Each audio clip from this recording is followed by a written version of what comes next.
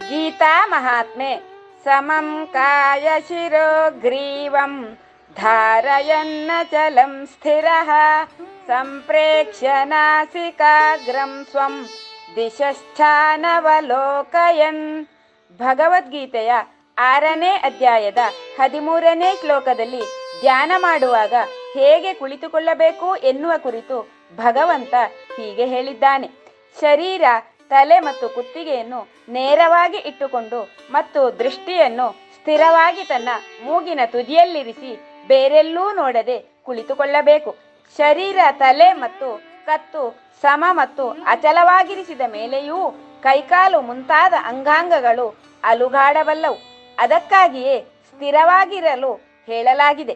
ಧ್ಯಾನದ ಸಮಯದಲ್ಲಿ ಕೈಕಾಲುಗಳನ್ನು ಯಾವುದೇ ಆಸನದ ನಿಯಮದಂತೆ ಇರಿಸಬಹುದಾದರೂ ಅದು ಸ್ಥಿರವಾದ ಆಸನವಾಗಿರಬೇಕು.